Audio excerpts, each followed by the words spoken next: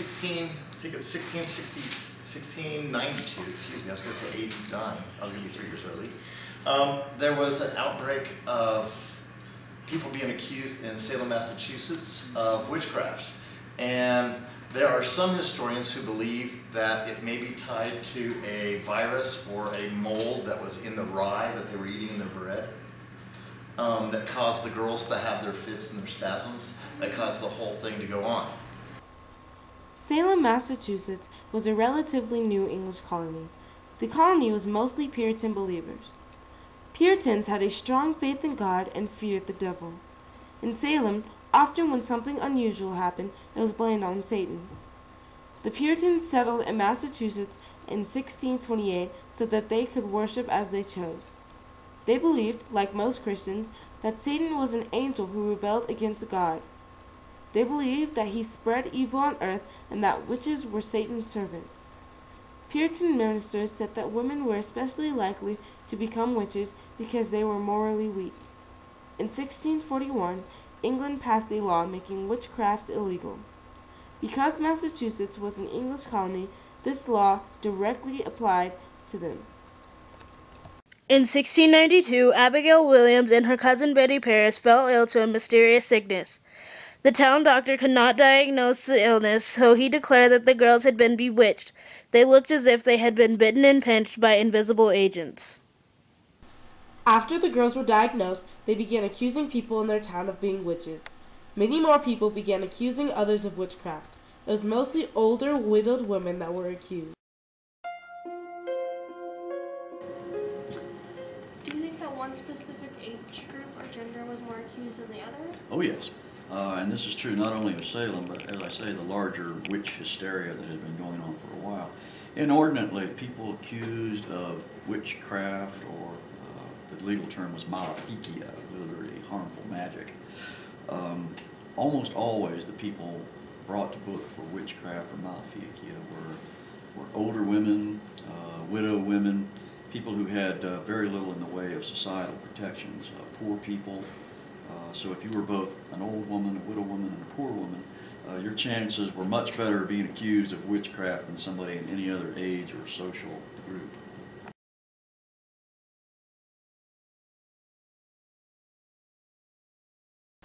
Some of the people accused included Samuel Paris's slave Tituba.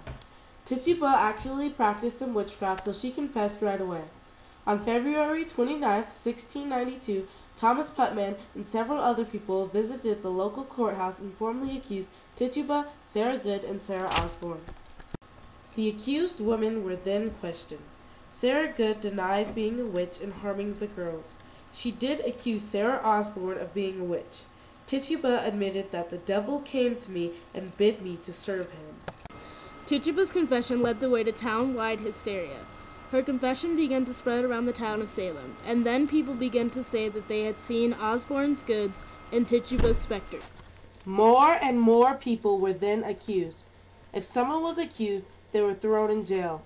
If the person did not confess to being a witch, in prison they would wait for their trials.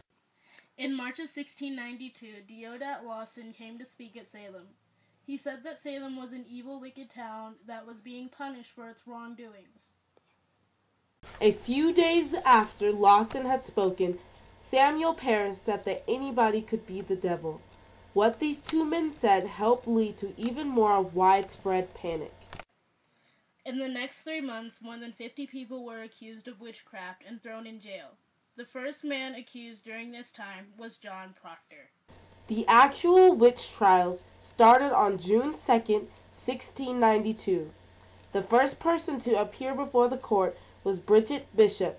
She was found guilty, and a week later she was hanged. By the end of June, 5 more people had been found guilty. One was a 71-year-old grandmother by the name of Rebecca Nurse. Although most of the witches were executed by hanging, one man, Giles Corey, was not. He was 80 years old and a longtime member of the church. He refused to enter a plea for witchcraft. As punishment, Salem officials placed a wooden board on his chest and put stones on it until the weight killed him. The 2 original girls, Abigail Williams and Betty Paris, were taken to other towns to perform witch tests. The girls said that by touching an accused witch, they could determine if he or she was actually a witch. The girls became famous. People all over Massachusetts wanted them to come and test accused witches. What do you think the accusers benefited from in accusing people of being witches? It's a speculative question. First of all, the children or young girls were caught doing things they weren't supposed to be doing with witchcraft and tituba. So I always think that part of the issue might have been it's easier to defend yourself for doing something you shouldn't have been doing by blaming it on someone or something else. Then secondly, I think the afflicted girls received a tremendous amount of attention and power from doing this.